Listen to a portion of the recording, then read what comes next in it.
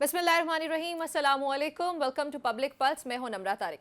नाज़रीन, मशरिक़ वस्ता इस वक्त एक इंतहाई संगीन और ख़तरनाक मोड़ पर पहुंच चुका है। इसराइल की जानिब से ईरान पर हमला किया गया। ये जो हमला है वो ईरान के सिर्फ अस्करी क़यादत को निशाना बनाने के लिए नहीं बल्कि उनकी जोहरी तनसीबात को निशाना बनाने के लिए भी किया गया, जिसके नतीजे में ईरानी मुसल्लह फ़ौज के सरबराह मेजर जनरल मोहम्मद बाक़री, पासदार इनकलाब के सरबराह मेजर जनरल हुसैन सलामी और 6 नुमाया जोहरी साइंसदान जो कि अभी तक की रिपोर्ट्स आई हैं, जो कि बशमूल मोहम्मद मेहदी तराची और इसके अलावा फरीदून अब्बासी भी इनमें शामिल हैं।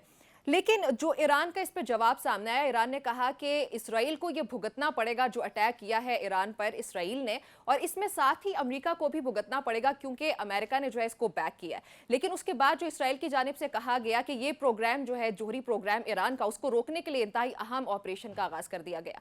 सो ये किस तरफ जा रहे हैं, जहाँ पे एक तरफ जो बताया जा रहा है इसराइल की जानिब से कि ये इंतहाई अहम ऑपरेशन है जिसको कंटिन्यू किया जाएगा, उसको बैक करने के लिए अमेरिका मौजूद है। अच्छा, इसमें अमेरिका के 2 रोल्स नजर आ रहे हैं, वो तो मैं प्रोग्राम में आगे जाके उनको वाज़े भी करती हूँ कि ये अमेरिका का क्या रोल होगा। लेकिन हमारे लिए जो इसमें सबसे अहम पॉइंट है वो ये भी है कि पाकिस्तान यहाँ पे कहाँ पे स्टैंड करता है, पाकिस्तान की क्या पोजीशन होगी। पाकिस्तान के लिए अमेरिका की बहुत अहमियत है, लेकिन साथ ईरान है। सो इस पर बात करते हैं। मुझे ज्वाइन कर रही हैं आमिना शेख साहिबा, साथ ही मुझे ज्वाइन करें बैरिस्टर साद रसूल। Welcome to the show.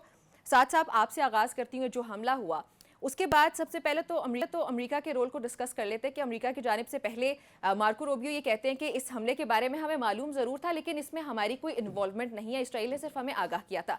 लेकिन अभी का जो डोनाल्ड ट्रंप का बयान है जिसमें वो ये कहते हैं कि ईरान को फौरी तौर पर मुआहदा कर लेना चाहिए इससे पहले कि कुछ भी ना बचे, और वो ये भी बता रहे हैं कि जो जोहरी हथियार है वो अमेरिका बनाने में सबसे आगे है और उसका सबसे बेहतरीन सारिफ इसराइल है। सो ये अमेरिका की तरफ से ये कोई हिपोक्रेसी है या इसमें कोई स्ट्रेटजी है? देखिए, 2 मुख्तलिफ बातें हो रही हैं। एक ये कि क्या इसराइल, अगर अमेरिका इसमें ना भी इन्वॉल्व हो, अगर अमेरिका ना भी इन्वॉल्व हो, और हम नहीं कह रहे कि नहीं इन्वॉल्व, लेकिन अगर मफरूज़े पे बात करें कि अगर अमेरिका नहीं भी इन्वॉल्व तो क्या इसराइल ईरान के साथ एक जंग करना चाहता है? क्या वो ईरान के ऊपर इस तरह, चलें जंग करना भी थोड़ा सा ज़्यादा बात हो गई, क्या वो ईरान पे ऐसे हमले करना चाहता है जिस वजह से ईरान की एबिलिटी टू डेवलप एक जौहरी ताकत, ख़ास तौर पे वेपन्स के पर्सपेक्टिव के अंदर वेपन ग्रेड एटॉमिक पावर बनने की उसकी एबिलिटी को ईरान को ख़त्म करना चाहता है? तो इस बात का जवाब है हाँ, बिल्कुल करना चाहता है। बल्कि इस बात को हमें इदराक होना चाहिए कि अगर इस वक्त से पहले पाकिस्तान जौहरी ताकत ना होता तो आज पाकिस्तान की जौहरी ताकत को भी चैलेंज किया दुनिया के जाता। दीगर दूसरे मुस्लिम ममालिक, ख़ास तौर पे जो इस खित्ते के अंदर मौजूद हैं, उनके अंदर से कोई भी अगर एटॉमिक पावर बनेगा, मिलिट्री एटॉमिक पावर बनेगा, तो इसराइल उसके खिलाफ होगा। इवन वो लोग जो आज इसराइल के साथ हैं, लेट्स से कि यूएई बनना चाहे या कतर बनना चाहे, सऊदी अरब बनना चाहे, ओमान बनना, ये जितने मिडल ईस्ट के ममालिक हैं, अगर इनमें से भी जिनके ताल्लुकात इसराइल के साथ अगर अच्छे नहीं तो ख़राब भी नहीं हैं, वो आपस में डिप्लोमेटिक टाइज़ हैं उनकी कुछ की इब्राहिम अकॉर्ड्स के बाद, तो अगर वो भी बनना चाहे तो इसराइल की एक स्ट्रेटेजिक पॉलिसी है कि मुस्लिम पावर्स, क्योंकि इसराइल का असल मसला मुस्लिम पावर्स के साथ है कि फ़लस्तीन के अंदर क्या करेंगे, गज़ा के अंदर क्या होगा, वेस्ट बैंक में क्या होगा, ये जिन लोगों को जॉर्डन के अंदर धकेला जा रहा है, जिस फ़लस्तीनियों को, या इजिप्ट में धकेला जा रहा है, वो लोग अगर वापस आएंगे, अगर कल को जंग हो गई, 1967 में जो इसराइल की 7 डे वॉर हुई थी जिसके बाद गोलान हाइट्स वगैरह इसने सीरिया से ली, उसके अंदर भी कोई एक मुस्लिम मुल्क नहीं लड़ा था, उसमें सीरिया भी लड़ा था, इजिप्ट भी लड़ा था, जॉर्डन भी लड़ा था, दीगर इस तरह के ममालिक भी लड़े थे। उस वक़्त का इजिप्ट जो गमाल अब्दुल नासिर वाला इजिप्ट था, वो तो एक पैन अरब स्टेट की बात करता था। तो मुस्लिम ममालिक की बहुत सारी ताकतें लड़ी थीं एक इसराइल के ख़िलाफ़, 1967 की जो लास्ट मेजर वॉर थी। इस वजह से इसराइल की एक पॉलिसी है कि कोई भी मुस्लिम मुल्क खित्ते के अंदर एक जौहरी ताकत ना बने। इस वजह से वो ईरान को ख़ास तौर पे, जो कि हिज़्बुल्लाह को भी सपोर्ट करता है, जो यमन में हूतियों को भी सपोर्ट करता है, जो सीरिया के अंदर भी जिसका फुटप्रिंट है, जिसका इस पूरा शिया क्रेसेंट इराक़ के अंदर भी फुटप्रिंट है, उसको तो वो बिल्कुल भी बनने नहीं देना चाहता। अब दूसरा सवाल है कि क्या अमेरिका बनने देना चाहता है इनमें से किसी मुल्क को? तो जवाब है नहीं। सवाल यह है कि क्या अमेरिका इसके लिए जंग करने को तैयार है? تو میرے خیال میں امریکہ ایک آل آؤٹ جنگ اس میں سے کسی ملک کے ساتھ کرنے کو تیار نہیں، نہ پاکستان کے ساتھ، نہ ایران کے ساتھ، لیکن افغانستان کے امریکہ اندر۔ کا یہ کہنا کہ اسرائیل کا دفاع کیا جائے گا، امریکہ بھرپور ساتھ دے گا۔ میں گزارش کروں، امریکہ نے اس ملک میں جو اس خطے میں جو سب سے کمزور اکنامکلی یا ملیٹریلی اس وقت سب سے کمزور مسلم ملک تھا 2001 میں جو افغانستان تھا، اس کے ساتھ 20 سال کی جنگ لڑ کے دیکھ لی اس خطے کے اندر اور جیت نہیں سکا، تو سرٹنلی وہ ایران کے ساتھ ایک آل آؤٹ وار نہیں لڑنا چاہتا۔ عراق کے اندر 2004 کے اندر جنگ شروع ہوئی، لڑ کے دیکھ لی، امریکہ جیت نہیں سکا۔ سیریا کے اندر جنگ لڑ کے دیکھ لی، امریکہ جیت نہیں سکا۔ اس سچویشن کے اندر ابھی آپ دیکھ رہے ہیں کہ ہوتیز کیا کر رہے ہیں یمن کے اندر، امریکہ کے اوپر اس کا بڑا پریشر ہے۔ امریکہ ایک آل آؤٹ وار نہیں چاہتا، اسرائیل ڈز۔ میں ابھی ہم اس میں ڈسٹنکشن کریٹ کریں۔ امریکہ چاہتا ہے کہ سینکشن سے، ٹریڈ سے، ڈپلومیٹک چیزوں سے، سافٹ پاور سے، ایف اے ٹی ایف سے، آئی ایم ایف سے، اس طرح کی ٹولز کے ساتھ کنٹرول کیا جائے اور ان ممالک میں سے کسی کو جوہری طاقت بننے سے روکا جائے۔ اسرائیل یہ کہتا ہے کہ اگر کوئی بن رہا ہوگا تو ہم جنگ کر دیں گے۔ ان دو پالیسیز میں فرق ہے۔ اب سے 20-25 سال پہلے کا امریکہ جو افغانستان میں جنگ نہیں ہارا تھا، جو عراق میں جس نے اتنے ریسورسز نہیں لگائے تھے، جس کا یوکرین اور رشیا کا مسئلہ نہیں چل رہا تھا اب سے 20-25 سال پہلے، جس کا تائیوان کا مسئلہ نہیں چل رہا تھا چین کے ساتھ اب سے 20-25 سال پہلے، اس طرح کا امریکہ مڈل ایسٹ میں جنگ کرنے کو شاید تیار ہوتا۔ لیکن اس وقت اگر ایک مڈل ایسٹ کے اندر لارجر وار چھڑ گئی، ایران کی اسرائیل کی وار کے اندر یمن بھی شامل ہوگا، اس میں سیریا بھی شامل ہوگا، اس کے اندر ایجپٹ بھی شامل ہوگا، اس کے اندر جارڈن کے لیے کانسیکوینسز ہوں گے، چلیں گے سعودی عرب اپنے آپ کو آئسولیٹ بھی کر لے یا یو اے ای آئسولیٹ بھی کر لے، تو قطر جہاں پہ سینٹ کام کا ہیڈ کوارٹر ہے، Iraq, Syria, Lebanon, Egypt, Jordan, یہ تمام ملک اور لیبیا اور یہ ہوتیز، یہ تمام اس کے اندر شامل ہو جائیں گے کسی نہ کسی طریقے۔ یہاں پہ پراکسی فورسز ہیں، یہاں پہ بیسز ہیں، یہاں پہ دیگر چیزیں۔ امریکہ ایک آل آؤٹ جنگ اس خطے کے اندر نہیں کر سکتا، خاص طور پہ ایک ایسی سچویشن کے اندر جہاں پہ آلریڈی نیٹو اور یوکرین والی جو جنگ ہے، رشیا اور نیٹو اور یوکرین والی جو جنگ ہے، اس کے اندر مزید تھوڑی سی کشیدگی آتی نظر آ رہی ہے۔ اسرائیل کا یہ خیال ہے، میری نیتنیاہو کی ریڈنگ کے اندر، ایک تو ان کے ڈومیسٹک فیکٹرز ہیں جس وجہ سے وہ جنگ چاہتے ہیں، انہوں نے الیکشن نہیں کروایا، اگر اس وقت الیکشن ہو گئے تو نیتنیاہو بائی آل پولز ہار جائے گا، شاید اس جنگ سے اسے مودی کی طرح کوئی بینیفٹ لینے کی کوشش کی جائے کہ ہم جنگ کر دیتے ہیں، میری پاپولیرٹی بڑھ جائے، کم از کم اس جنگ کی وجہ سے انہیں الیکشن تو مزید اور وہ نہیں کروائیں گے اور ان کی حکومت قائم رہے گی۔ ایک ان کا ڈومیسٹک ریزن ہے، ایک ان کا انٹرنیشنل ریزن ہے کہ امریکہ تو دور بیٹھا ہے، جوہری طاقت اگر ایران کی ڈیولپ ہو جائے تو امریکہ جا کے تو اس کو وہ اٹیک پروبیبلی نہیں کر رہی ہوگی۔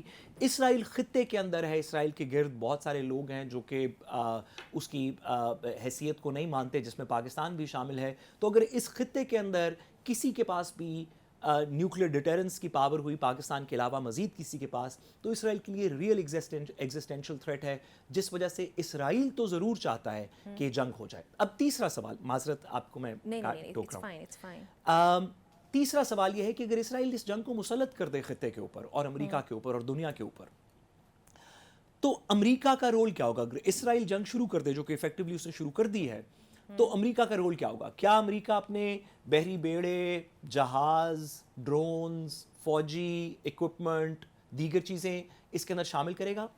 اس کے اندر بھی ڈسٹنکشن ہے، کیا بوٹس آن گراؤنڈ ہوں گے، کیا امریکن ٹروپس لینڈ کریں گے مڈل ایسٹ میں؟ تو میرے خیال میں اس کا جواب ہے نہیں۔ اچھا، میرا نہیں خیال کہ امریکن ٹروپس اس جنگ کے اندر امریکہ میں وہ ہتھیار دے گا جو کہ پہلے بھی دے رہا ہے، F-35s ہیں، B-2 بامبرز ہیں، نیوکلیر سب مرینز ہیں، ایئر کرافٹ کیریئرز ہیں، اس طرح کی وہ تمام چیزیں کرے گا، جس وجہ سے آج ایران کے بیان کے اندر بھی یہ بات آئی کہ شاید یہ بات درست ہو کہ امریکہ نے اٹیک کیا نہیں۔ بدل گئی ہے نا، ساتھ ساتھ بندے اتارنا اور اپنے ڈرونز اتارنا، اپنی وہ بالکل بدل گیا۔ میرا نہیں خیال کہ امریکہ باڈی کاؤنٹس والا کوئی بوٹس آن گراؤنڈ کرے گا۔ آج جو میری ریڈنگ تھی، ایران نے بھی یہ کہا کہ اگر امریکہ نے ایکٹیولی سپورٹ نہیں بھی کیا اس اٹیک کے اندر، تو امریکن ملٹری اکوپمنٹ یوز ہوا ہے، امریکن انٹیلیجنس یوز ہوئی ہے، امریکن جو لوجسٹکس ہوتی ہیں کسی بھی جنگ کو لڑنے کے لیے، جس طرح ہم بہت کلوز الائنس کے اندر چین کے ساتھ لوجسٹکس اپنی کرتے ہیں، اسی طرح اسرائیل جو ہے اس کے بھی اپنے الائز ہیں جس میں امریکہ سر فہرست ہے۔ میرے خیال میں اگر دنیا کسی طریقے سے اس جنگ کو روکنے کی کوشش کرے تو زیادہ مناسب ہے. اس طرح کی جنگیں جو ایک سے زیادہ ممالک کو افیکٹ کرتی ہیں, شروع تو کوئی کر سکتا ہے, ختم کیسے ہوں گی یہ کسی کو لیکن پتہ ساتھ صاحب معذرت آمنہ آپ کو میں ویٹ کرا رہی ہوں, بس مجھے ایک سوال پوچھنا ہے ساتھ صاحب سے جو ان کی بات سے ہی ریلیٹڈ ہے. ساتھ صاحب آپ کی بات سننے کے بعد مجھے یہ سمجھ آیا کہ چلے ہم لوگوں نے یہ ڈسٹنگوش کر لیا کہ امریکہ آل آؤٹ وار نہیں چاہتا جبکہ اسرائیل ڈز, لیکن ایسے کیسے ہو سکتا ہے کہ امریکہ کی رضامندی کے بعد جو آج رات کو اٹیک کیا اسرائیل نے ایران پہ, یہ اپنی مرضی سے پھر ہو گیا یہ اٹیک؟ جب ہم کہتے ہیں کہ امریکہ آل آؤٹ وار نہیں چاہتا تو امریکہ کے اندر بھی مختلف پاور سینٹرز ہیں. پینٹاگون کیا چاہتا ہے, سی آئی اے کیا چاہتا ہے, اسٹیٹ ڈپارٹمنٹ کیا چاہتا ہے, وائٹ ہاؤس کیا چاہتا ہے. 4 اس کے اندر فیکٹرز. ٹھیک ہو گیا. سی آئی اے کے انٹرسٹ کیا ہیں, پینٹاگون یعنی ڈیفنس ڈپارٹمنٹ کے انٹرسٹ کیا ہیں, مارکو روبیو اور اسٹیٹ ڈپارٹمنٹ کے انٹرسٹ کیا ہیں جو ڈپلومسی کرنا چاہتے ہیں, اور وائٹ ہاؤس اور ڈونلڈ ٹرمپ کے انٹرسٹ کیا ہیں. میرا یہ کہنے کا مقصد ہے کہ اس وقت لگتا ہے کہ پینٹاگون جو پیٹ ہیگسیت والی پینٹاگون ہے, کم از کم secretary defence, and White House جو ڈونلڈ ٹرمپ ہے, یہ جنگ نہیں چاہتا. اچھا, کیا اس کے اندر دیگر فورسز, سینٹ کام جو پینٹاگون کے نیچے آتی ہے لیکن سینٹ کام جن کے اپنے کمانڈر ہیں, سی آئی اے جو نیشنل سیکیورٹی اپریٹس کو رپورٹ کرتی ہے, کیا یہ فیکٹرز اس کے اندر کسی جنگ کے لیے تیار ہیں, یا کم از کم کوئی اسیسنیشن سپری جو پہلے بھی 2023 کے اکتوبر کے بعد اسرائیل پہ جب اٹیک ہوا تھا اس کے بعد جب ہوئی, کیا اس طرح کی کوئی ایکٹیویٹی کرنا چاہتا ہے؟ امریکہ کے اندر پاکستان کی طرح یا دیگر کچھ ممالک کی طرح ایک جگہ سے فیصلے نہیں ہوتے, ان کے انسٹیٹیوشنز انڈیپینڈنٹ ہیں. سی آئی اے اپنے فیصلے کرتا ہے ایک پالیسی کے اندر رہتے ہوئے, پینٹاگون اپنے فیصلے کرتا ہے, اسٹیٹ ڈپارٹمنٹ اپنے کرتا ہے, وائٹ ہاؤس اپنے کرتا ہے. بہت سے ایسے بھی ادوار آئے ہیں پاکستان کے ریلیٹڈ بھی ایسے آئے ہیں جہاں پہ ڈیفنس ڈپارٹمنٹ پینٹاگون کی پالیسی مختلف تھی اور اسٹیٹ ڈپارٹمنٹ کی مختلف تھی. پھر امریکن پریزیڈنٹ نے دونوں کے درمیان میں ایک فیصلہ کیا. اس میں بھی میرا خیال ہے مڈل ایسٹ کی جنگ کے اندر بھی امریکہ کی جو ڈفرینٹ انسٹیٹیوشنل پلرز ہیں ان کے اندر میرا خیال ہے ڈفرینٹ پالیسیز. اچھا آمنہ آپ کی طرف آؤں گی, پاکستان کی پوزیشن جاننا یہاں پہ انتہائی اہم ہے. ایک تو یہ بتائیں کہ یہ جو جنگ خدا نخواستہ مزید اگر ایسکیلیٹ کرتی ہے تو یہ جو پاکستان کو کس طرح سے یہ اثر کرے گا, پاکستان پہ کیا اس کا اثر ہونے جا رہا ہے, پھر اس کے بعد جو پاکستان کی ظاہر ہے ہماری فورن منسٹری, ہمارے فورن آفس بتا دیتے ہیں کہ کس طرح سے ایران کو جو ہے وہ دفاع کرنے کا مکمل طور پہ حق حاصل ہے. لیکن پاکستان پہلے ہی جنگوں سے بہت زیادہ سفر کرے, ہمارے ایک اینڈ پہ ابھی ہم نے پچھلے مہینے ہی اپنی جان چھڑوائی مشکل سے انڈیا کے ساتھ جا کے, اس کے بعد پاکستان نے پہلے ہی افغانستان اور یہ سب کی وجہ سے بہت سفر کیا ہے. تو پاکستان کو یہاں پہ کیا کرنا چاہیے, اور امریکہ کے ساتھ ہمارے تعلقات ابھی پہلے کی نسبت کچھ حد تک بہتر ہو رہے ہیں اور ایکسپیکٹ بھی یہی کیا جا رہا تھا کہ شاید مزید بہتری کی طرف جائیں گے, سو یہ کیا ہے یہ سب کچھ؟ اچھا نمرہ, ایک تو پہلے میں بہت خوش ہوں کہ سعد صاحب کو آپ نے اتنا ٹائم دیا, کیونکہ بڑے دنوں بعد میں ان کو ہنستے مسکراتے اور اسی back with that same old energy دیکھ رہی ہوں. سو آئی ایم ویری ہیپی. نہیں, میں اس بات پہ بہت خوش ہوں کہ میرا آج دل چاہ رہا ہے کہ میں اپنا سارا ٹائم ان کی اس انرجی کو دے دوں جو بڑے دن بعد واپس آئی ہے. So I am genuinely very happy about that. اور بریک میں ہم یہ پوچھ لیتے کہ یہ انرجی واپس کیسے آئی, جو کام آسانی سے ہو جائے, نہیں جو کام آسانی سے ہو جائے اس کا تو مزہ ہی نہیں آتا نا. اب مشکل والے کام کا تو مزہ ہی الگ ہوتا ہے. اور دوسری بات, آپ نے ورڈ یوز کیا, میں اس پہ مسکرائی بھی. آپ نے کہا کہ ہم نے جان چھڑوائی ہے. میرا خیال ہے ہم نے جان تو چھڑوائی یا نہیں چھڑوائی, انڈیا نے ہم سے بڑی مشکل سے جان چھڑوائی ہے, کیونکہ انڈیا کی جان مشکل میں پھنس گئی تھی اور ان کو پتہ چل گیا تھا کہ ان کی جان چھوٹنے والی نہیں ہے. ان کو ہم نے گھر میں گھس کے مارا بھی ہے, اور ان کو یہ بھی پتہ چل گیا تھا کہ وہ اپنا دفاع بھی نہیں کر سکے. They field badly at everything. And taking that forward, دیکھیں بات یہ ہے کہ ہمیں یہ سمجھنا پڑے گا کہ جنگوں کا امپیکٹ کیا ہوتا ہے. بہت ایزی ہے, کیونکہ آپ, میں, ہم تمام لوگ, ایون سیاسی لیڈرشپ, بہت سارے لوگ, ہم جب گھر میں بیٹھ کے یہ فیصلے کرتے ہیں یا ایون اس کے اوپر تبصرہ کرتے ہیں, فیصلہ کرنے والے فیصلہ کرتے ہیں, تبصرہ کرنے والا تبصرہ کرتے ہیں کہ جی اچھا اب جنگ ہونی چاہیے, اب جنگ نہیں ہونی چاہیے, اب ان کو منہ توڑ جواب دینا چاہیے, سارا کچھ.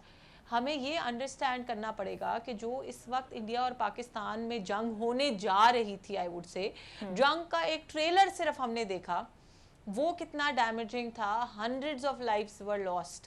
اگر یہ جنگ نیوکلیئر جنگ بنتی تو 200 ارب کے قریب لوگوں کی جانیں جاتی, آپ کے مرین لائف, سی لائف, اینیمل لائف سب تباہ ہو جاتی. اگلے 40 سال تک آنے والی نسلیں جو ہیں وہ اپاہج اور उस तरह पैदा होती, डिसेबल्ड पैदा होती. सो हमने उसका इम्पैक्ट भी देखना होता है. In today's as and time आप वॉर करके किसी को भी कोई फ़ायदा नहीं मिलने वाला. अगर इज़राइल को भी ये लग रहा है कि वो ईरान के ऊपर हमला करके कोई भी उससे अपना पर्पस अचीव कर लेगा, तो वो तो फ़लस्तीन पे कब से हमले कर रहे हैं. फ़लस्तीनियों का हौसला सिर्फ बुलंद हुआ है इनकी तमाम चीज़ों से. कोई ये तो नहीं हुआ कि फ़लस्तीनियों ने अपना स्टांस बदल लिया. और जहाँ तक अमेरिका की इसके अंदर बात है, सबसे पहले तो आई फील कि अमेरिका का जो पॉजिटिव रोल है, एक तो हमें उसको बहुत सराहना चाहिए, क्योंकि एक तो उनकी कैंपेन, इलेक्शन कैंपेन भी प्रेसिडेंट ट्रंप की सारी जो है वो एंटी वॉर सेंटिमेंट के ऊपर थी. और उसको सिर्फ उन्होंने एंटी वॉर सेंटिमेंट के ऊपर अपनी कैंपेन नहीं की, उसको प्रूव भी किया उन्होंने. जिस वक्त पाकिस्तान और India Do you think he actually did that? Because if he did, तो आज फलस्तीनी जो है वो लगातार शहीद ना हो रहे होते. Do you think it did happen? देखिए नम्रा, I don't think that. I strongly believe that, and I think as a nation, both the nations should be very thankful to him, because मैं वही कह रही हूँ कि तो जो पाकिस्तानी and अमेरिका Indian का नुकसान या फायदा तो might बड़ी be. सेकेंडरी चीज़ है. जितना जानी नुकसान, जानी माली हर तरह का नुकसान इन दो ममालिक में होना था, और खुदा ना खास्ता अगर ये वॉर न्यूक्लियर वॉर होती तो आज की तारीख में नुकसान नहीं होना था. अगले आने वाले 40-50 साल तक हिरोशिमा और नागासाकी से बहुत बुरा हाल होना था. हाँ, तो आने वाले 40-50 साल तक हमने उस जंग के असरात को जो है वो ज़ाया करने के ऊपर लगे रहना था. And it would be next to impossible to get rid of all that damage. सो पहली बात यह है कि प्रेसिडेंट ट्रंप का जो रोल वहाँ पे रहा वो बड़ा पॉजिटिव था, और उसको हमें अप्रिशिएट करना चाहिए. जहाँ तक उनकी ईरान स्पेसिफिक स्टेटमेंट की बात है, देखें मैं ये समझती हूँ, पहली बात तो ये कि इज़राइल की तो एक आदत बन गई है. उनको तो लग रहा है कि अब हम फ़लस्तीन के ऊपर हमले किए जा रहे हैं, हज़ारों लाखों की तादाद में मासूम जानें गई, बच्चों की जानें गई, बच्चे अपनी माँओं से महरूम हुए, माएँ अपने बच्चों से महरूम हुए. ऑनेस्टली स्पीकिंग, मैं तो जिस वक्त फ़लस्तीन से वो वीडियोज़ आती हैं सोशल मीडिया के ऊपर, मेरी ऐसे लगता है कि एक रूह कांप जाती है उनको देख के, जब वो न्यूबॉर्न बच्चे जिस तरह मलबे के नीचे पड़े होते हैं और जिस तरह से. और आज ईरान की भी वही मिसाल है. लेकिन मेरा ये ख्याल है कि अमेरिका का रोल उसमें किसी भी साइड पे हो, इससे ज़्यादा रेलेवेंट चीज़ मेरी समझ के मुताबिक ये होगी कि वो रोल सीज़ फायर की तरफ हो, वो रोल आर्बिट्रेशन की तरफ हो. अमेरिका की कुछ डिमांड ज़रूर हो सकती हैं ईरान से, लेकिन उन डिमांड्स को पूरा करने के लिए डायलॉग होना चाहिए. अभी मैंने थोड़ी देर पहले भी सुना कि प्रेसिडेंट ट्रंप की कोई इस तरह की भी आई है स्टेटमेंट कि उन्होंने कहा कि ईरान को चाहिए कि वो फॉरेन डील कर ले, something on those lines. I don't remember the exact words. Iran को चाहिए कि फौरी तौर पर डील कर ले, इससे पहले कि कुछ भी ना बचे. अमेरिका जो है जौहरी हथियार बनाने का में सबसे आगे है और उसका बेहतरीन सारिफ इसराइल है.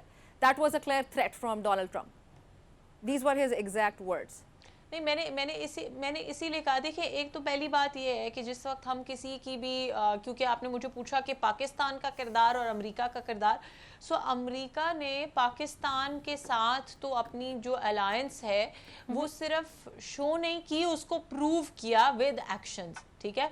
एंड नॉट ओनली कि उन्होंने सिर्फ सीज फायर कराया, उसके बाद जिस तरह इंडिया के लिए उन्होंने बड़ा एक स्ट्रॉन्ग स्टांस लिया, उन्होंने इंडिया के अंदर अपनी इन्वेस्टमेंट्स भी रोकी, सारा कुछ किया. आज जब उन्होंने अपने तो पाकिस्तान जो है वो फिर अमेरिका के साथ जाएगा, वहाँ पर 2 दिन पहले गार्ड ऑफ ऑनर दिया है. पाकिस्तान की हमेशा ख्वाहिश नम्रा ये होगी कि हम इस मसले का हल निकालें जिस तरह से हमारे मसले का हल निकाला गया. हम भी ये चाहते हैं कि खिते में किसी किस्म की बदअमनी, किसी किस्म की जंग, क्योंकि जंग किसी बात का हल नहीं है. देखिए जो आप अच्छा एक सेकंड, मैडम एक सवाल है आपसे, आपकी इजाजत से. मैडम वी एग्री, मेरा ख्याल है कि सारा पाकिस्तान इस बात से एग्री करता है कि बल्कि सारी दुनिया इस बात से एग्री करती है कि जंग नहीं होनी चाहिए. कोई तरीका होना चाहिए कि हम भी अगर अपना रोल को प्ले कर सकते हैं तो हमें प्ले करना चाहिए इस जंग को रोकने के लिए. लेकिन मैम जैसे कि आप जानती हैं कि ये हमारे कंट्रोल से बाहर है. इसराइल अगर एक और हमला कर दे और ईरान उस पर वापस हमला कर दे तो ये पाकिस्तान के कंट्रोल से बाहर है. सवाल हुकूमत से ये है, and I am not sure कि अभी मैडम आपके पास इसका आंसर होगा, लेकिन हम क्योंकि अगले 2-3 दिन ये बात कर रहे होंगे इस वीकेंड पे, मैम सवाल आपसे ये है कि अगर हमारे रोकने या दीगर दुनिया के रोकने के बावजूद अगर जंग हो जाए किसी वजह से, तो क्या पाकिस्तान की एयर स्पेस, पाकिस्तान की बेसेस, पाकिस्तान के बॉर्डर, क्या वो न्यूट्रल रहेगा یا کسی ایک سائیڈ کی سپورٹ کرے گا اس جنگ میں؟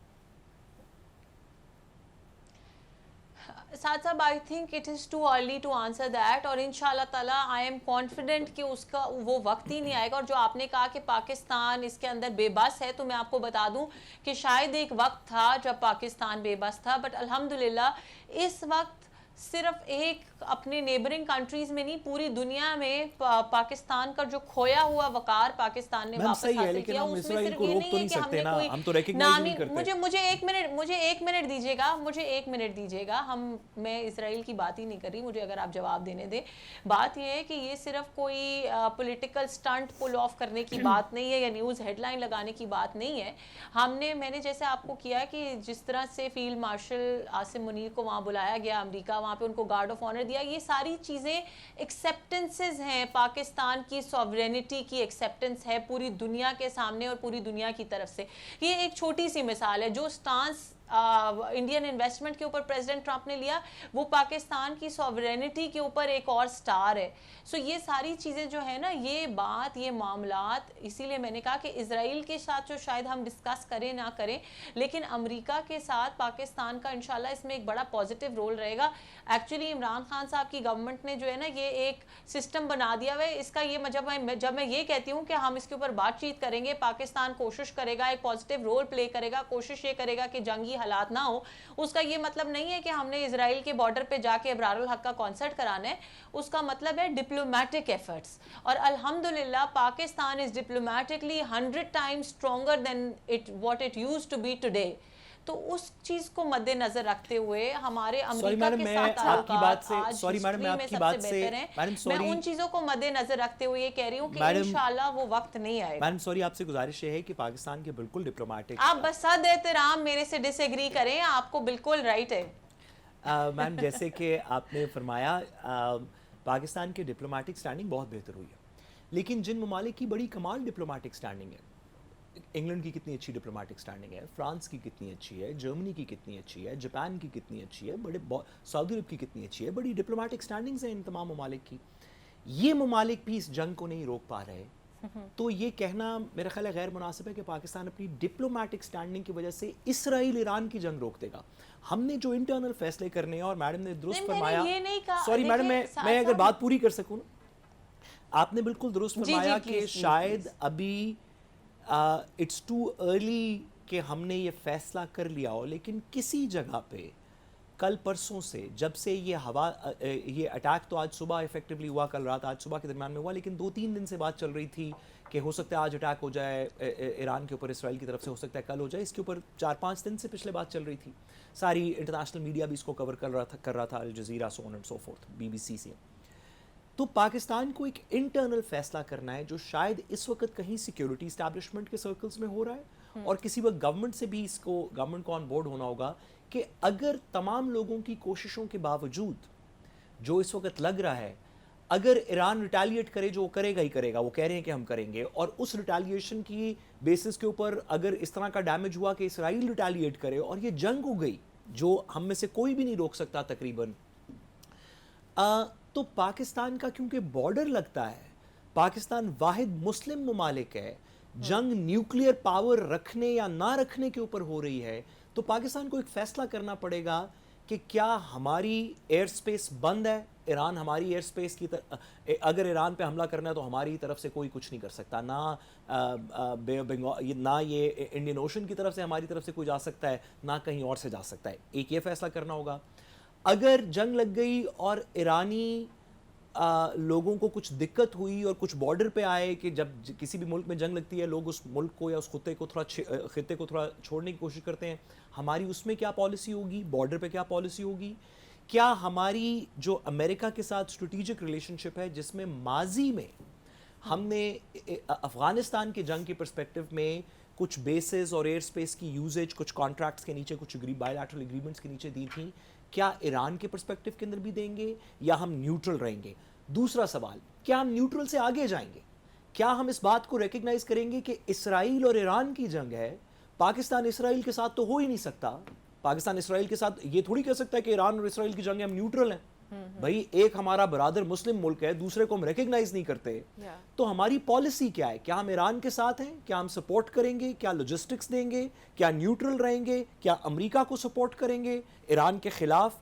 اس پالیسی کے اوپر پاکستان میں کچھ بحث ہونی چاہیے, کیونکہ صرف گورنمنٹ کی سیکیورٹی کی پالیسی نہیں, جیسے کہ افغانستان کے اندر ہم نے دیکھا اس طرح کی پالیسیز قوم کے اوپر 10, 15, 20, 25, 50 سال کے لیے امپیکٹ کرتی ہیں.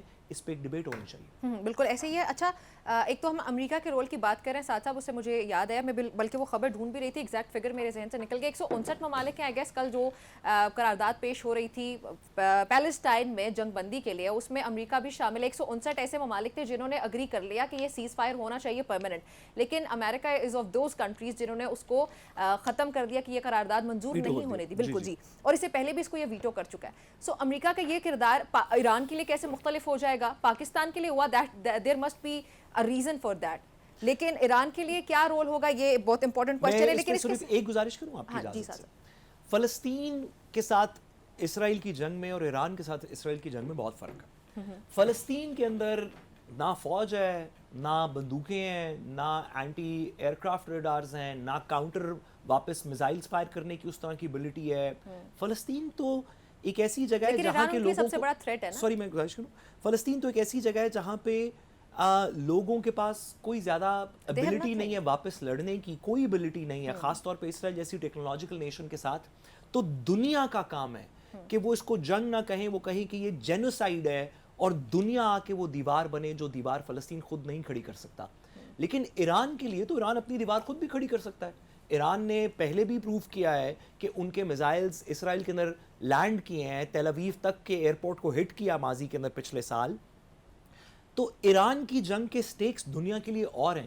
فلسطین اور اسرائیل کی جنگ کے اندر یہ سٹیکس نہیں ہیں کہ پھر پتہ نہیں نیوکلیئر چل جائے گا یا پتہ نہیں کتنی ڈیمیج ہوگا. ایک سائیڈ کے پاس تو صرف پتھر اور لکڑیاں ہیں واپس مارنے کے لیے. یہاں پہ ایران کی جنگ کے اندر تو بلسٹک میزائلز دونوں سائڈز کے پاس ہیں. ایک سائیڈ کے پاس تو کنفرم نیوکلیئر. میں پوچھنا چاہ رہی تھی کہ اگر کمپیریزن ڈرا کریں ہم, تو اسٹرینگتھس کیا ہیں ایران کی؟ ایران کی بہت اسٹرینگتھس, میں نے ایران کی بہت ساری اسٹرینگتھس ہیں. ہمیں اس بارے میں اسرائیل اور امریکہ اس کو ہلکا لے رہے ہیں, آپ کو یہ لگتا ہے؟ دیکھیے اس کے اندر کوئی شک نہیں کہ اسرائیل اور امریکہ بہت بڑی ملٹری پاورز ہیں اور ان کی ٹیکنالوجی بہت زیادہ ہے. لیکن ہم نے دیکھا کہ اتنی بڑی ملٹری پاور امریکہ کی طرح کی جو اپنے پیک پہ تھی, اور اس کے ساتھ یونائٹڈ نیشن سیکیورٹی کاؤنسل کے دیگر ممبران بھی شامل تھے, انہوں نے ہمارے ہمسائے میں ایک ایسی قوم سے جس کے پاس کلاشنکوف اور ہونڈا 125 تھی, اس پہ 20 سال وہ جنگ کرتے رہے افغانستان میں, اور اپنی تمام تر ٹیکنالوجی کے باوجود وہ جنگ نہیں جیت سکے. تو ایران تو ایک بہت بڑی طاقت ہے, ایران تو ایک proper military comparison to Afghanistan. اگر آپ دیکھیں ایران, پاکستان, ہمارے جیسے ممالک جن کی بڑی ملٹری فورسز ہیں, جو مسلم ممالک ہیں ان کے اندر اگر آپ 2 یا 3 بڑی ملٹری فورسز کی بات کریں تو سب سے بڑی شاید پاکستان کی ہوگی, پھر ایران کی ہوگی, پھر ترکی کی ہوگی. ہماری ملٹری فورسز سعودی عرب سے, یو اے ای سے, انڈونیزیا سے, باقی لوگوں سے بڑی ہیں. ایران تو ایک میجر ملٹری فورس ہے. اس کے ساتھ آپ لڑائی بھی کر سکتے ہیں, شاید جیت بھی سکتے ہوں گے, لیکن تاریخ میں آپ نے عراق سے جنگ کی, آپ سے ملک کنٹرول نہیں ہوا, حالانکہ عراق اتنی بڑی ملٹری پاور نہیں تھی. افغانستان سے جنگ کی, ملک کنٹرول نہیں ہوا, آج تک نہیں ہوا, اور ان سے بڑی پاور ہے. اور ایران اس سے بہت بڑی پاور ہے, بہت زیادہ انڈیجنس پاور ہے. نہ صرف کہ ایران خود پاور ہے, ایران کا فٹ پرنٹ ہے عراق میں, ایران کا فٹ پرنٹ ہے لیبیا میں, ایران کا فٹ پرنٹ ہے سیریا میں, ایران کا فٹ پرنٹ ہے لیبنان میں, ایران کا فٹ پرنٹ ہے غازہ میں, ویسٹ بینک میں, ایجپٹ میں. تو یہ جنگ اس طرح نہیں لڑی جائے گی جیسے پچھلی لڑی گئی. اچھا آمنہ, اتوار کو ڈائیلاگ ہونا تھا امریکہ اور ایران کے درمیان, یہ چھٹا دور تھا جس کو فائنل کنسیڈر بھی کیا جا رہا ہے. اب آپ کو لگتا ہے کہ یہ ہونے جا رہا ہے اور اس کے بعد پھر ایران جو ہے وہ کسی بات پہ اگری کر لے گا, جس طرح سے ڈونلڈ ٹرمپ نے ان کو دھمکی بھی دی ہے کہ ان کو یہ کر لینا چاہیے, یا پھر اب ایران کی طرف سے بالکل جو ہے وہ ڈائیلاگ کی طرف نہیں جایا جائے گا بلکہ وہ تو ریٹیلیٹ کریں گے؟ دیکھیں نمرہ, میرے خیال میں تو ڈائیلاگ ہونا چاہیے. آپ کو پتہ ہے کہ میں I always been an advocate for dialogue, بات چیت ہونی چاہیے. بات چیت یہ وہ واحد ایک چیز ہے جس کے اوپر نہیں میں اسی پہ آنے لگی ہوں کہ یہ وہ ایک واحد چیز ہے جس کے اوپر میں اور گولیاں چلانا چاہتی تھیں آپ. تو نہیں, پہلی بات تو یہ کہ یہ تو آپ نے کر دی نا وکیلوں والی بات کہ گولی کا لفظ تو میں نے منہ زبان سے ادا نہیں کیا. پہلی بات وہ کلپ ہمارے پاس پڑا ہے, ہم نے وہ بہت وائرل بھی ہوا تھا بائی دی وے. بالکل پڑا ہے کلپ. اس پہ اگر آپ گولی کا ورڈ نہیں ہے کلپ کے اندر گولی کا ورڈ, اگر آپ دونوں کلپ کے اندر گولی کا ورڈ دکھا دیں, ہم تو آپ کو تنگ کرنے کے لیے کہہ رہے ہیں. مار دینے کا بھی ورڈ نہیں ہے, نہ گولی کا ورڈ ہے نہ مار دینے کا ورڈ ہے. اگر آپ دونوں اس کے اندر مجھے سنا دیں. نہیں آپ نے تو کبھی ایسی بات ہی نہیں کی, بلکہ آپ تو میں تو آپ کے ابھی جب آپ ابھی بریک سے جب تھی تو ہم یہی بات کر رہے تھے کہ آپ تو ویسے ہی گولیاں چلانے, مار دینا, جلا دینا, گھراؤ کرنا تو ان کا کام ہے. اب دیکھیں علی امین گنڈا نے ابھی بھی کہا ہے کہ گولیاں لے کے آؤں گا, میں گولیاں چلاؤں گا, اب یہ چلاتے ہیں تو میں بھی چلاؤں گا. تو میں یہی کہہ رہی ہوں, گولیاں چلانا, مار دینا, یہ تو ان کی جماعت کا کام ہے, یہ تو ہم نہیں کر سکتے. ایسی اسعد صاحب کی جماعت کا بالکل یہی کام ہے. اسعد صاحب کی جماعت, اچھا یہ بھی ویسے ایک اچھی بات. ناظرین آمنہ کہہ رہی ہے, بقول آمنہ کہ ناظرین ہماری گفتگو جاری ہے. ایران اور اسرائیل کی جنگ سے متعلق ہم نے ڈسکس کیا. مزید بہت سے کوشچنز ہیں اوبیسلی جن کو آنسر جن کا چاہیے ہمیں, کوشش کرتے ہیں کہ نیکسٹ سیگمنٹ میں ان کو کور کرنے کی کوشش کرتے ہیں. چلیں جی.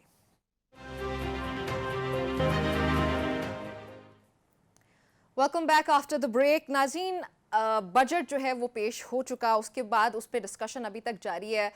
وزیر خزانہ محمد اورنگزیب ابھی بھی اس پہ بات کرتے ہیں, عوام کو بتاتے ہیں کہ جو بجٹ ہے وہ کس طرح سے عوام دوست بجٹ اس کو کہا جا رہا ہے حکومت کی جانب سے. آمنہ ہمارے ساتھ موجود ہیں, ان کی حکومت ہے, ان کی جماعت کی حکومت ہے. آمنہ یہ کتنا آپ کو عوام دوست بجٹ لگتا ہے؟ نمرہ میری جماعت کی حکومت تو رائٹلی سیٹ, بٹ اس سے زیادہ پاکستان کی عوام کی حکومت ہے, اور اس حکومت کی فرسٹ پرائیورٹی صرف یہی ہے کہ جس عوام نے ہمیں یہ مینڈیٹ دیا, جو عوام ہمیں منتخب کر کے اسمبلیوں تک, ایوانوں تک لے کر آئی, حکومت میں بٹھایا, اس عوام کی بہتری, اس عوام کو ریلیف دینا. ناٹ جسٹ ٹوڈے بٹ پی ڈی ایم کی جب گورنمنٹ تھی 16 مہینے کی, تو تب بھی جو پی ایم ایل این کی گورنمنٹ تھی, ان کا مینڈیٹ, ان کی خواہش, ان کا فوکس صرف یہی تھا کہ ہماری سیاست جو ہے, سیاست چمکانا ہمارا مقصد نہیں ہے. جیسے سعد صاحب کے لیڈر نے کیا کہ جب وہ ووٹ آف نو کانفیڈنس سے جاتے جاتے انہوں نے پیٹرول کی پرائسز نہیں بڑھائی, آئی ایم ایف کا معاہدہ توڑ کے چلے گئے, صرف اس لیے کہ آنے والی حکومت پہ بوجھ پڑے گا, یہ سوچے بغیر کہ پاکستان کی عوام پہ کتنا بوجھ پڑے گا, یہ سوچے بغیر کہ پاکستان کی عوام کو کتنی تکلیف ہوگی. انہوں نے اپنے پرسنل وینڈیٹا کو ترجیح دی عوام کی بہتری, عوام کے ریلیف کے اوپر. اسی لیے وہ جیل میں ان کو چھوڑے. آپ لوگوں نے کتنے عوام سے دوستی نبھائی ہے؟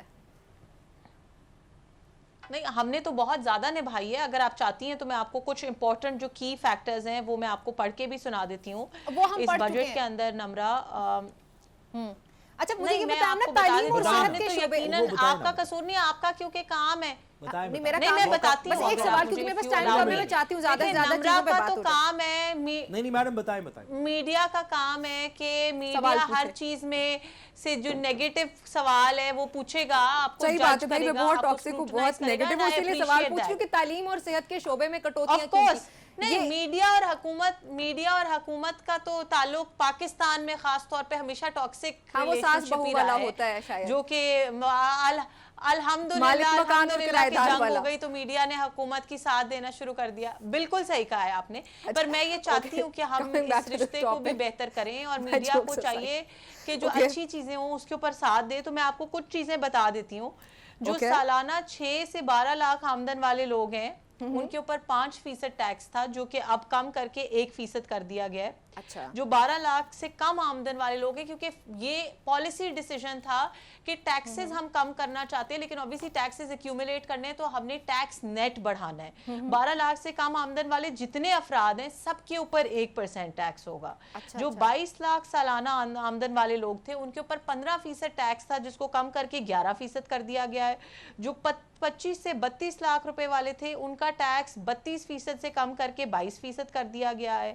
پراپرٹی جو ٹیکس تھا, جو ایف ای ڈی تھی 7% تھی, وہ اس کو کمپلیٹلی ابالش کر دیا گیا ہے. پراپرٹی کی خرید و فروخت کے اوپر اسلام آباد میں جو ڈیوٹی تھی 4%, اس کو کم کر کے 1% کر دیا گیا ہے, جو کمرشل اور رہائشی دونوں پراپرٹیز کی بائنگ اینڈ سیلنگ کے اوپر اور رینٹلز کے اوپر اپلیکیبل ہوئے گا. اس کے علاوہ پینشنز کے اندر 7% اضافہ کیا گیا ہے. सरकारी तनख्वाह में 10% ये मैंने इजाफा आपको किया सिर्फ गया। मेजर पॉइंट्स बताए जी। हैं और ये तमाम वो चीजें हैं जो एक्चुअली पीएमएलएन की गवर्नमेंट का विजन लेकिन बता आमना, रही मेरा है एक सवाल कि शामिल हमारा कीजिएगा, विजन जब आप ये है कहती हैं कि साइड, मुझे एक मिनट जुमला कंप्लीट करने दीजिएगा कि हमने बायलैटरली दोनों चीजों को साथ लेके चलना है। हमने टैक्स नेट भी बढ़ाना है, हमने पाकिस्तान के अंदर जो हुकूमत ने पैसे लगाने हैं, जो टैक्स कलेक्शन है उसको भी बढ़ाना है, लेकिन हम ये चाहते हैं कि हमारी आवाम के ऊपर, हमारे जो पाकिस्तानी शहरी हैं उनके ऊपर बोझ कम से कम हो। और हुकूमत चाहती है कि हुकूमत अपना रोल, देखिए हुकूमत का रोल ही यही है, हुकूमत का रोल एक्चुअली एक गार्डियन का है, जो रोल पिछली हुकूमतें निभाने के अंदर बहुत बुरी तरह फेल की। ठीक है। एंड टुडे वी उसमें कैन तीन सी हुकूमतें दैट, आपकी आपको भी पता थी। चल रहा है कि कोई गार्डियन अपनी आवाम की जो है उनके लिए खड़ा हुआ है, उन्होंने उनके लिए स्टैंड लिया। प्लीज अपना सवाल पूछिए नम्रता। मैं ये कह रही थी कि आमना, जब आप बात कर रही हैं कि 32 लाख रुपए वाले जो है उन पे इतने % कम कर दिया गया है, ये आप हमें हजारों में बता सकती हैं? गालिबन ये 18,000 रुपए बनते हैं जो कि कम हुए उनके टैक्स में से, या 1800 है, ये कितना है ये फिगर? प्लीज मुझे बताइएगा जरा इसकी मैथ्स। नम्रा नहीं, 1800 तो बिल्कुल भी नहीं हो सकता, वो मैं आपको कैलकुलेशन करके बता देती हूँ। मैंने आपको जो नंबर्स बताए हैं, ठीक है। जो 32 लाख के ऊपर लोग हैं वो 32 से 22% किया गया, विच इज अ 10% डिक्रीज। देखिए, अगर आप ये कहेंगी, पहली बात तो ये कि जब डिक्रीज होता है दैट मींस कि it is a step in the positive direction. I would say even if it was फिर अ आप ये 2 और कहें कि हमने 3% positive step डिक्रीज, लेना आई वुड शुरू किया बजाय- I would appreciate that, because बात मुझे एक सिर्फ सेकंड दे दे साथ साहब, उसके बाद आपकी सारी गुजारिशात सुनती हूँ। बड़े तहम्मुल से मैंने पूरा पहला सेगमेंट आपको सुना, सो बसद एहतराम 1 मिनट दीजिएगा।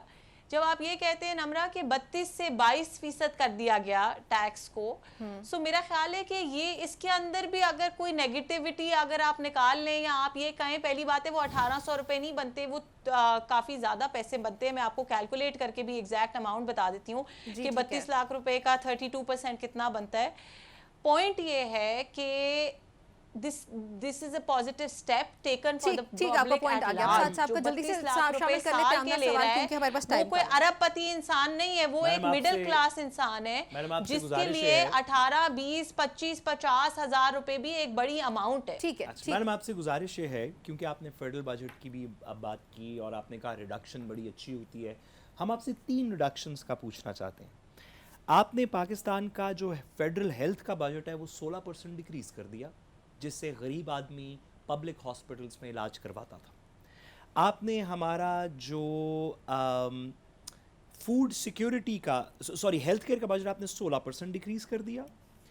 आपने जो हमारा एजुकेशन का बजट है, फेडरल एजुकेशन का बजट, वो 44% डिक्रीज कर दिया, 44%। इसलिए कि हेल्थ और एजुकेशन दोनों अब प्रोविंशियल सब्जेक्ट्स हैं और प्रोविंसेस इसके लिए अपने बजट्स एलोकेट करेंगे। ऐसे ना करें, ये अब प्रोविंशियल सब्जेक्ट्स नहीं हैं, ये 2010 में 18वीं तरमीम में प्रोविंशियल सब्जेक्ट्स बने थे, जिसके बाद एक सेकंड, सॉरी, 70,000 रुपए हो गया है अपनी हुकूमत ने, जिसके बाद 2013 से 18 में अब नवाज शरीफ साहब की हुकूमत ने कहा कि हम इसके बावजूद कि जो एजुकेशन, प्राइमरी एजुकेशन और दीगर चीज़ें हैं वो प्रोविंशियल सब्जेक्ट्स हैं, वफाकी रिस्पॉन्सिबिलिटी है हायर एजुकेशन कमीशन और यूनिवर्सिटीज़ की, उसका बजट हर साल बढ़ाया।